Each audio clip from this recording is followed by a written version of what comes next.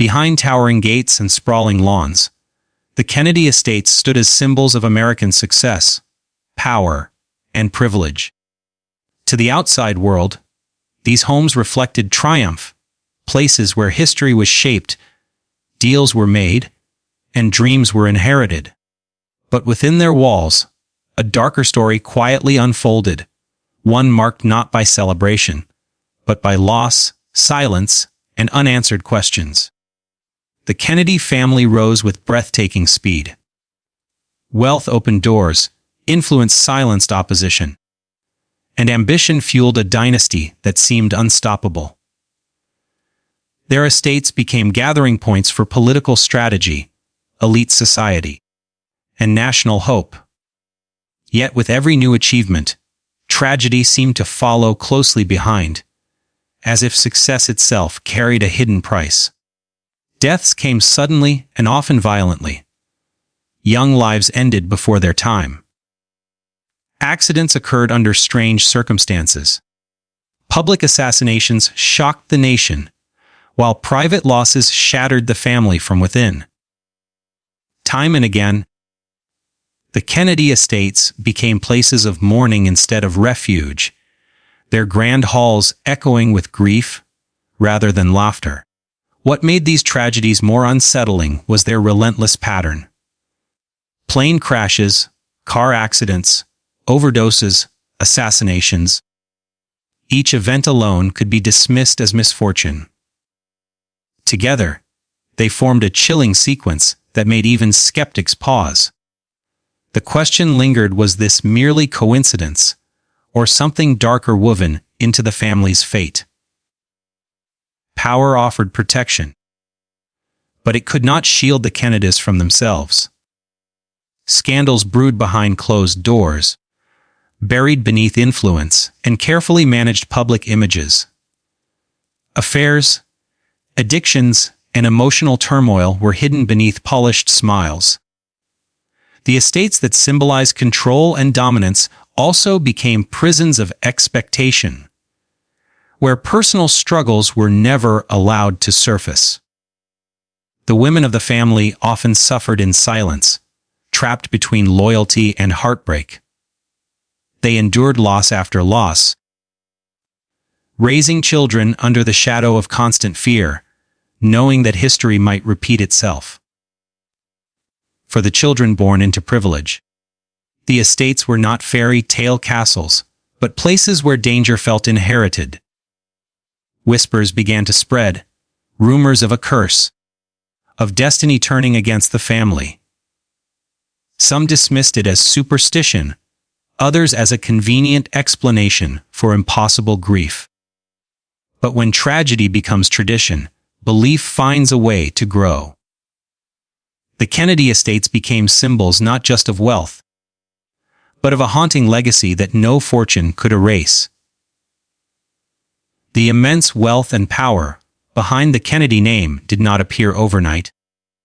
It was carefully constructed, brick by brick, deal by deal, long before the family ever entered the spotlight of American politics. At the foundation was money, vast, strategic, and relentlessly multiplied. Wealth was not just a privilege for the Kennedys, it was a weapon. It bought access, loyalty, silence, and opportunity in a world where influence often mattered more than law or morality. The family fortune was built in an era where ambition had few limits. Through banking, real estate, and high-risk investments, the Kennedys learned how to move money through systems designed to favor those who already had power. Every successful venture expanded their reach, allowing them to shape environments rather than adapt to them. Wealth gave them the freedom to take risks others could not survive, and when those risks paid off, the rewards were enormous. Money soon translated into social dominance. The Kennedy estates became more than private residences. They were centers of influence. Politicians, business leaders, and cultural elites passed through their doors, drawn by the promise of favor or future gain. Decisions made within those walls quietly echoed beyond them, shaping policies, elections, and public narratives. Power did not always announce itself. It often whispered, and the Kennedys mastered that language. With power came control over image. The family understood early that perception could be as valuable as currency. Their wealth allowed them to craft an identity of confidence, charm, and inevitability. Mistakes were buried, scandals softened, and failures reframed as temporary setbacks. Public admiration was cultivated carefully, making the Kennedy name synonymous with leadership and destiny rather than controversy. Yet this power created immense pressure from within. Every generation was born into expectation, not choice. Success was not optional. It was assumed. Children inherited not only wealth but obligation, an unspoken demand to protect the family name at all costs. The estates that symbolized prosperity also enforced discipline, shaping lives according to legacy rather than personal desire. Political power amplified everything. When the Kennedys entered public office, their private wealth quietly strengthened their public authority. Campaigns were funded with ease, networks activated instantly, and opposition often overwhelmed before it fully formed. Power fed power, creating a cycle where the family's influence seemed self-sustaining, almost untouchable. But this immense wealth came with isolation. Few could truly relate to the Kennedys, and fewer still could be trusted. Relationships were often transactional, admiration conditional. Behind the glamour, there was constant vigilance, an understanding that power attracts both loyalty and threat. The estates, surrounded by luxury, were also surrounded by suspicion. In the shadows of their fortune, something darker took shape. When wealth becomes identity, loss becomes unbearable. Every tragedy struck, not only as personal grief, but as a crack in the illusion of control.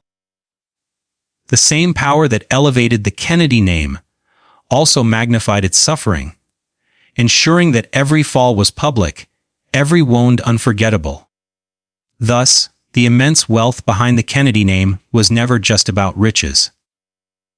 It was about dominance, expectation, and the belief that destiny itself could be engineered. Until reality proved that even the most powerful legacies carry a cost that money cannot prevent.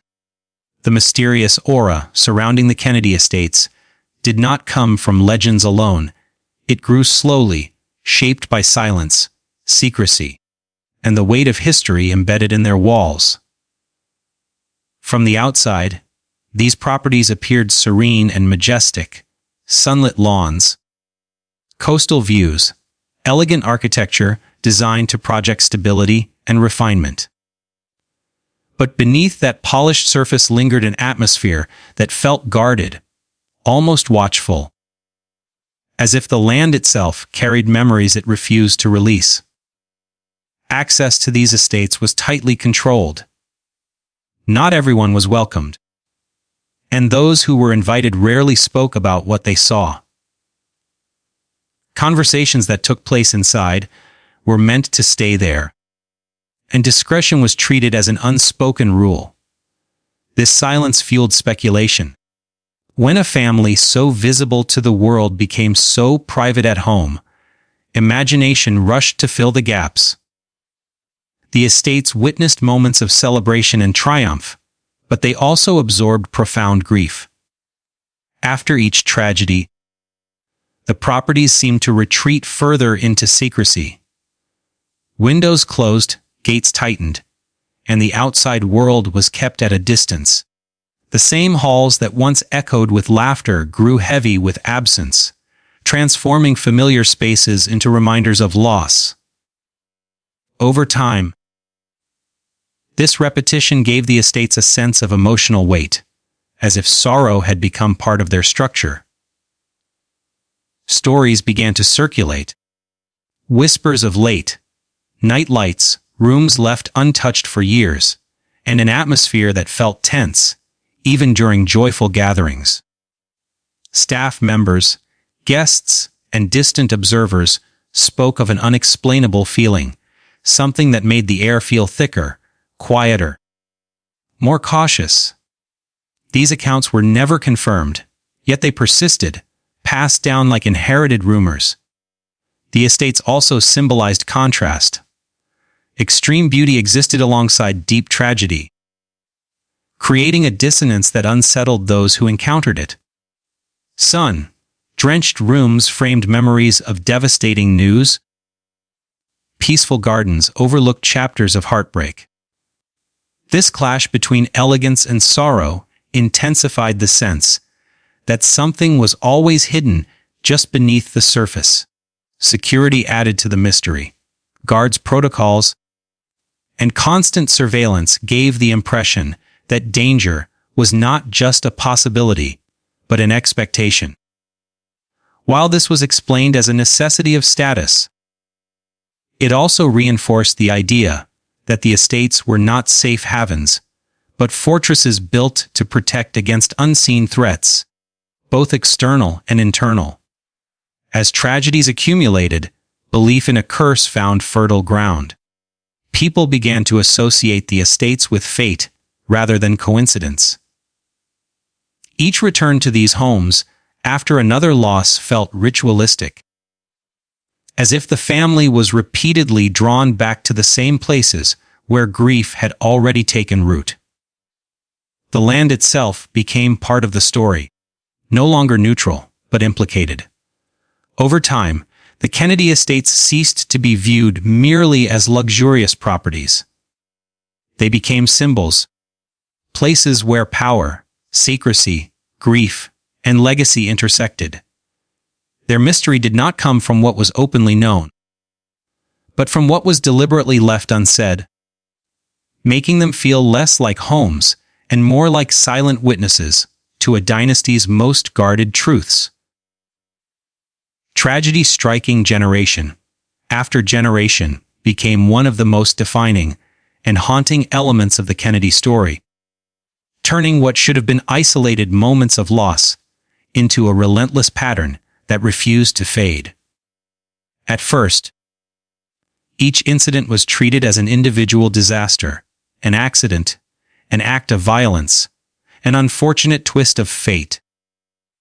But as the years passed and the losses continued, it became impossible to ignore how often sorrow returned to the same family, carving grief into its legacy.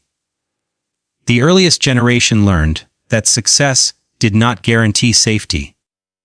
Sudden deaths arrived without warning, shattering any illusion of control. These were not quiet passings that allowed time for acceptance. They were abrupt, public, and devastating. Each loss left emotional scars that shaped how the next generation was raised, more guarded, more anxious, and more aware that life could be taken at any moment. Children grew up, surrounded by stories of relatives they never met, their names spoken with reverence and sadness. Family gatherings were filled with absences, chairs left empty for those lost too soon. Tragedy was not something that happened far away. It lived in memory, in photographs, in whispered conversations.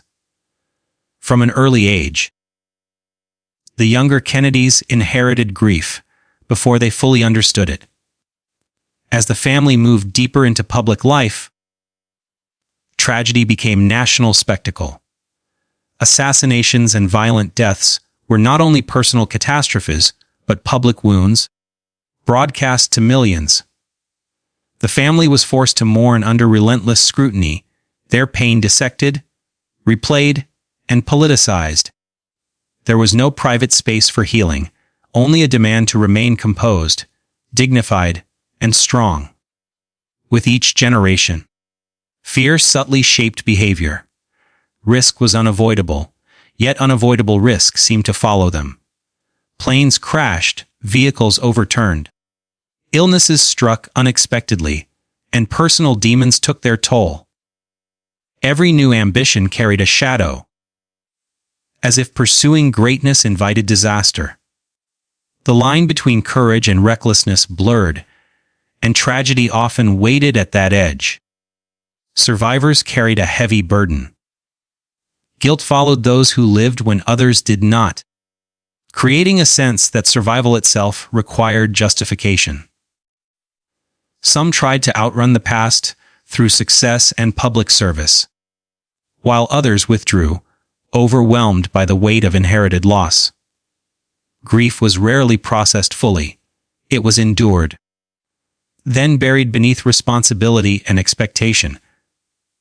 The repetition of tragedy altered how the world viewed the family, and how the family viewed itself.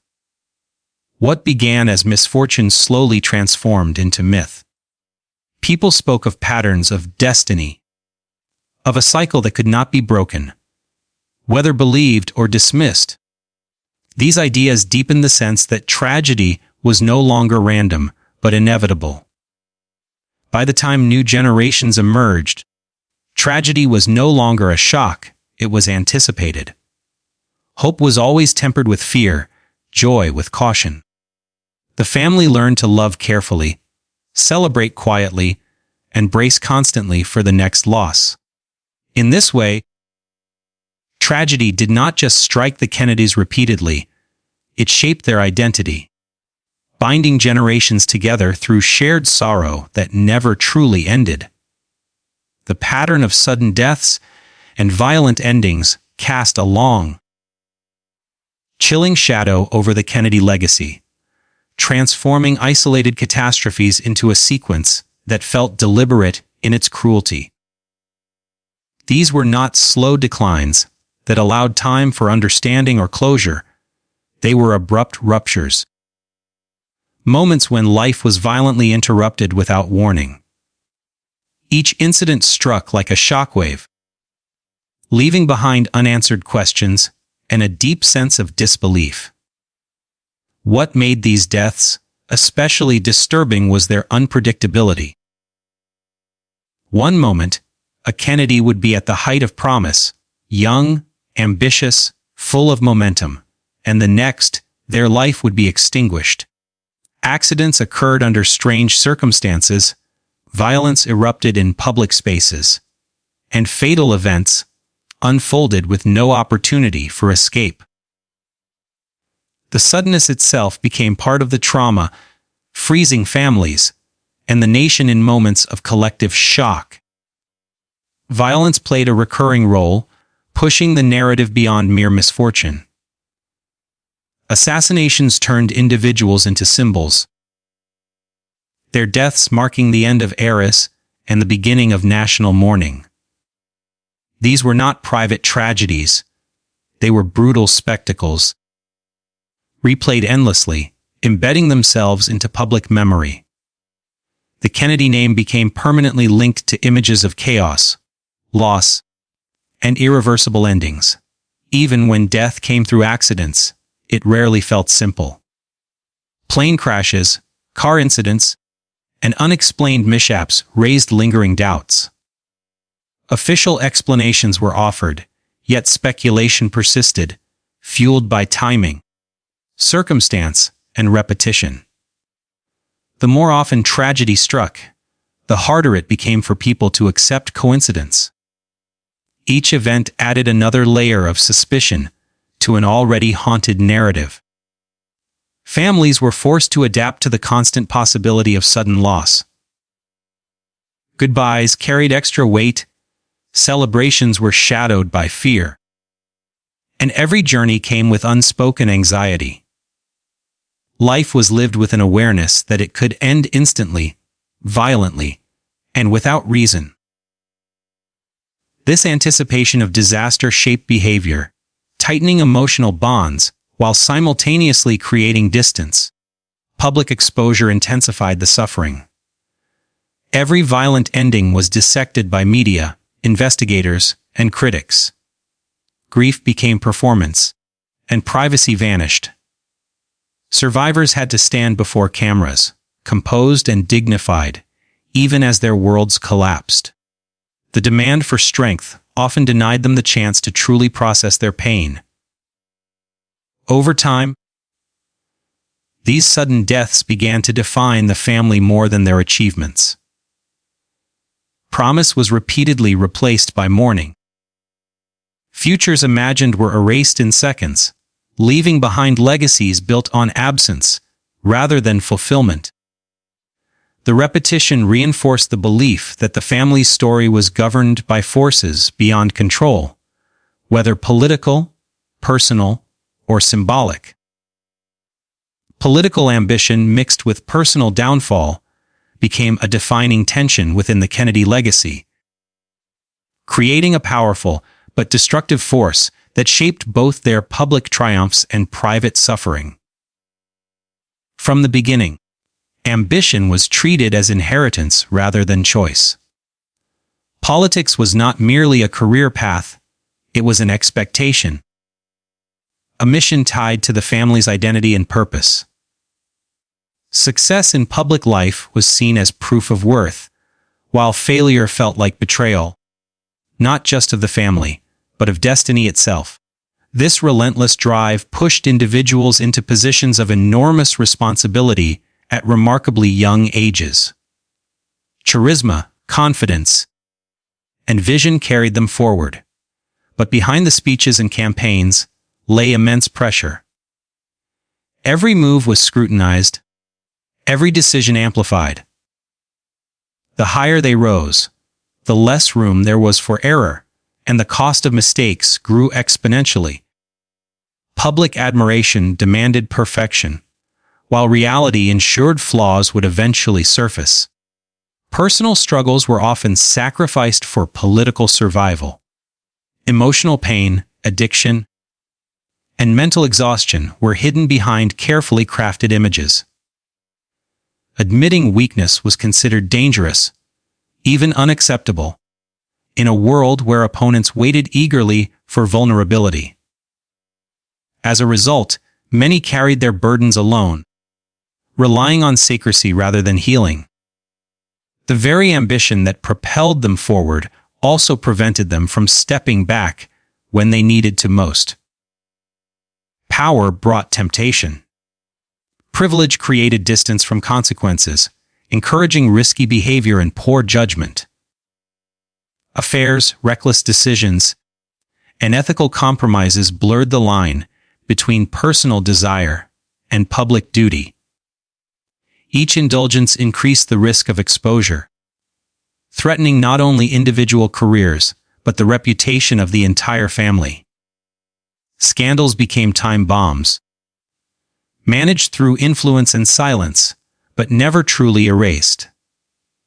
The conflict between public service and private life took a heavy toll.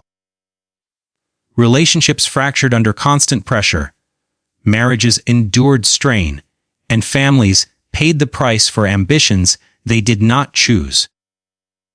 The demands of political life left little space for emotional stability, turning personal connections into liabilities rather than sources of strength.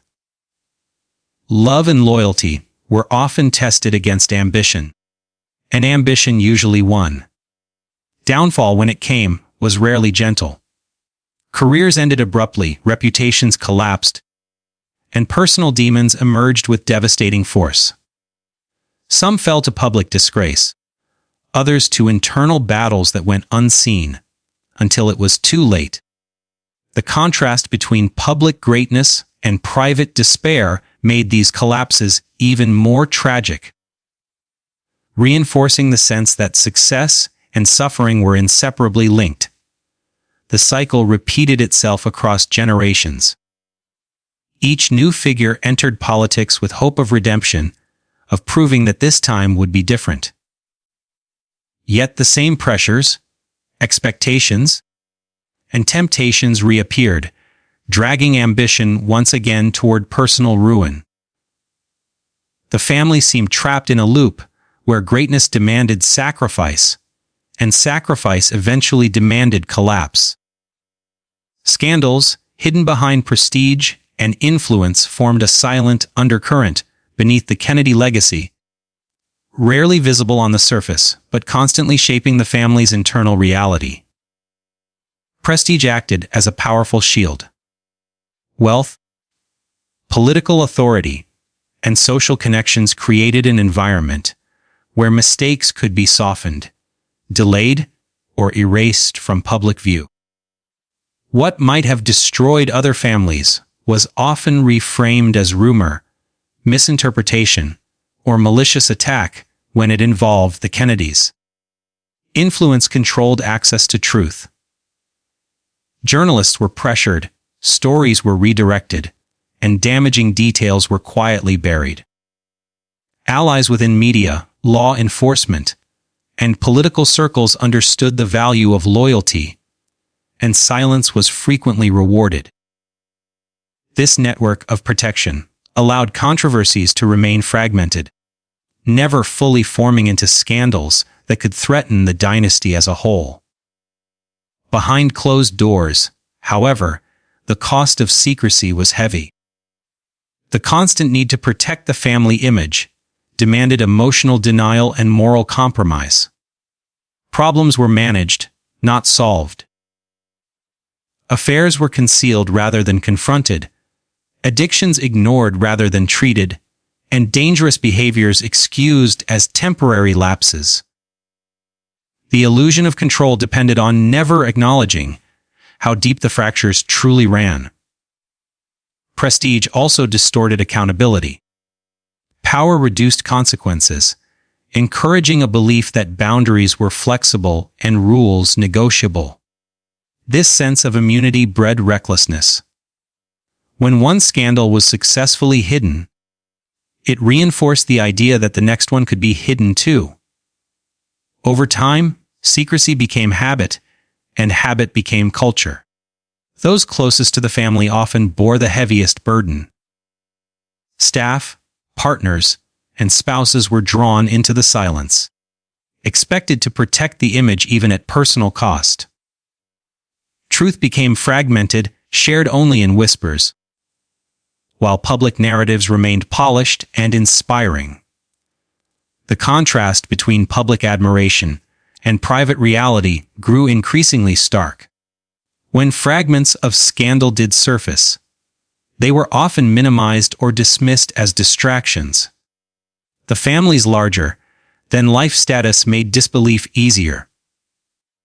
Supporters clung to the idea that greatness outweighed imperfection, while critics struggled to prove what could not be openly confirmed. Influence blurred the line between fact and perception. Yet hidden scandals did not disappear, they accumulated. Each buried truth added pressure, increasing the risk of exposure. The effort required to maintain the illusion grew heavier with time, exhausting those tasked with protecting it. The family lived under constant threat that a single revelation could unravel decades of carefully constructed prestige. The emotional cost paid by Kennedy women and children was profound, enduring, and often invisible to the public eye. While the men of the family stood at podiums and in headlines, the women and children carried the quiet burden of holding everything together behind the scenes. They lived in the shadow of constant expectation, where strength was assumed and vulnerability was rarely allowed. From an early age, children were raised with an awareness that their name carried both privilege and danger. They learned to navigate grief before they learned to fully understand it. Loss was not an abstract concept, but a recurring presence. Relatives gone suddenly, stories told in hushed tones, memories preserved in photographs, rather than lived experience. Childhood innocence was repeatedly interrupted by tragedy, replacing security with uncertainty. Women within the family endured a unique form of isolation. They were expected to present grace under pressure, to mourn privately while appearing composed in public. Their pain was often overlooked, treated as secondary to political consequence or public reaction. Love became entangled with fear, as forming deep attachments meant risking devastating loss. Each relationship carried the weight of what had already been taken. Motherhood was shaped by anxiety. Raising children under constant scrutiny and perceived danger meant living in a state of vigilance. Every departure felt heavy, every journey risky. Mothers balanced protection with the knowledge that they could not shield their children from legacy or fate. The fear of repetition, of history returning through another loss, never fully faded. Silence became a survival tool.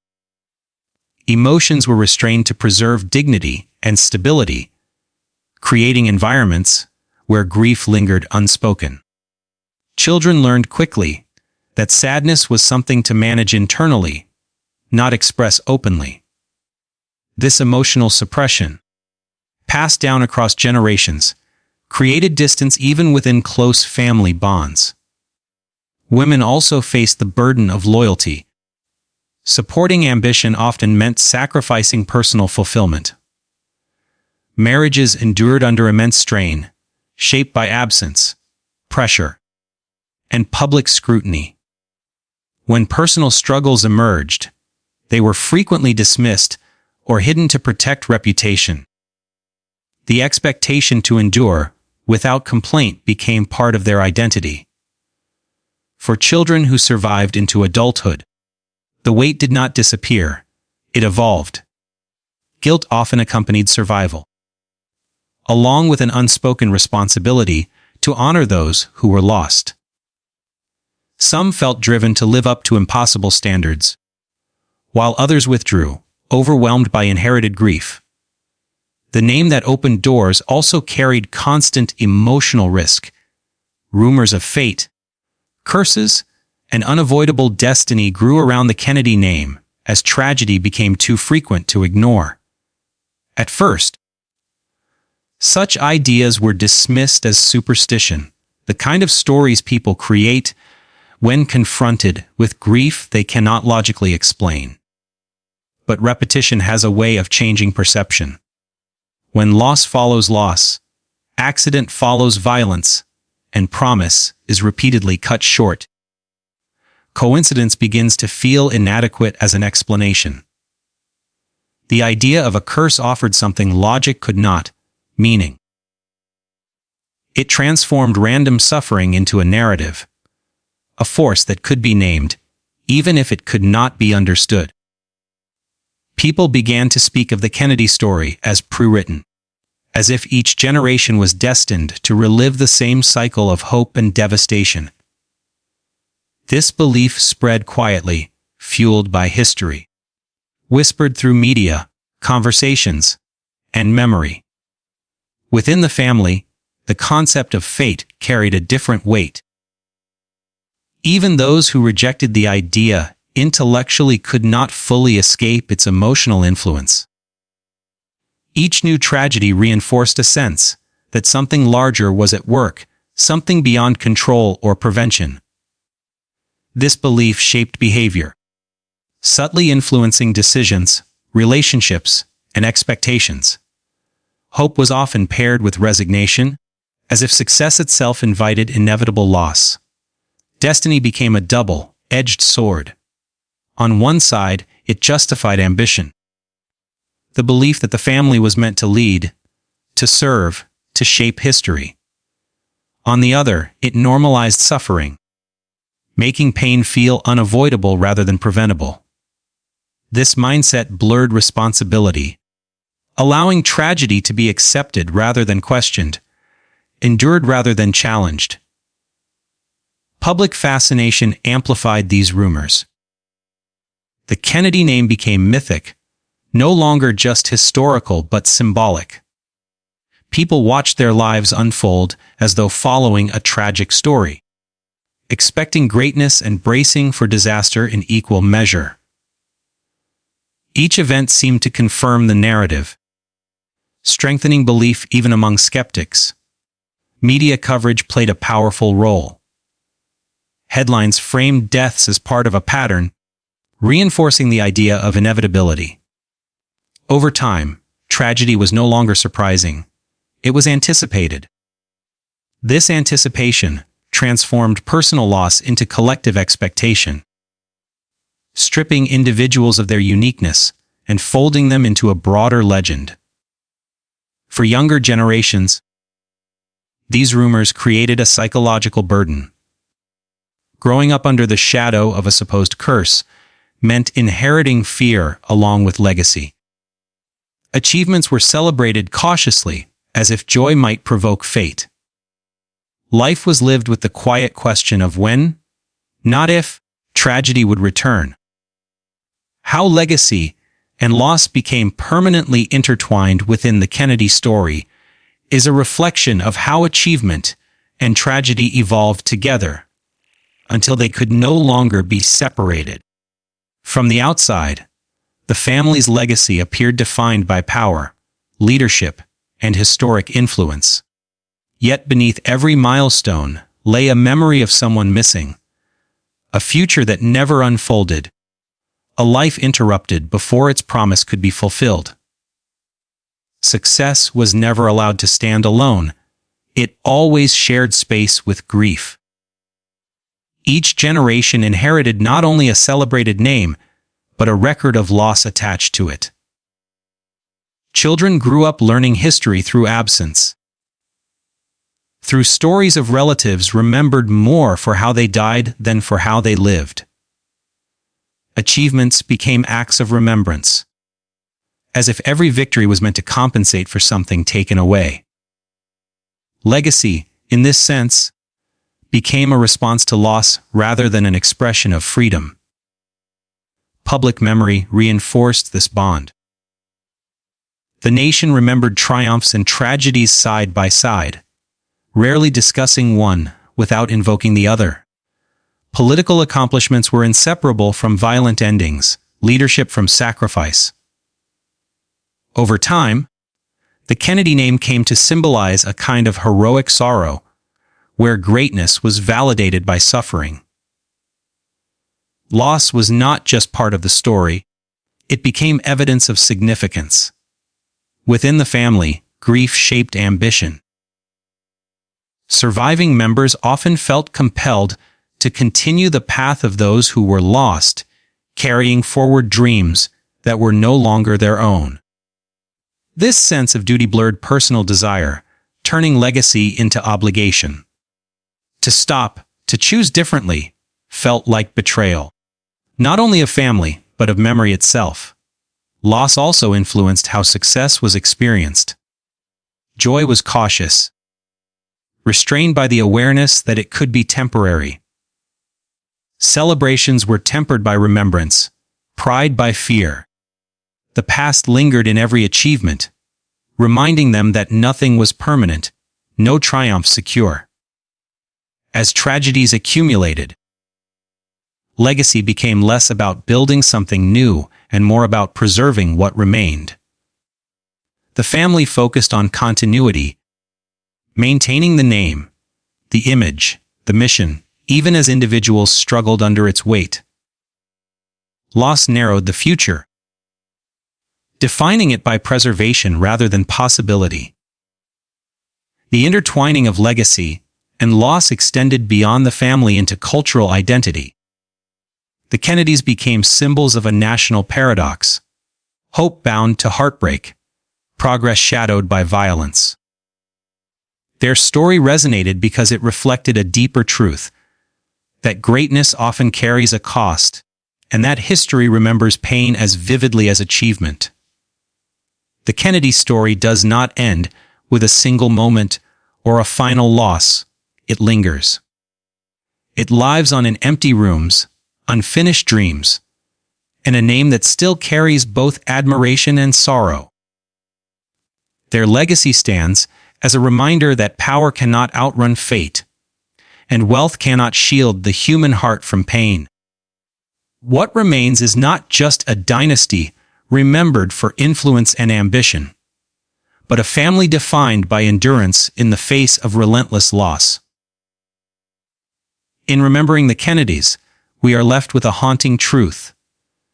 Some stories are not measured by how high they rise, but by how deeply they are marked by what they leave behind.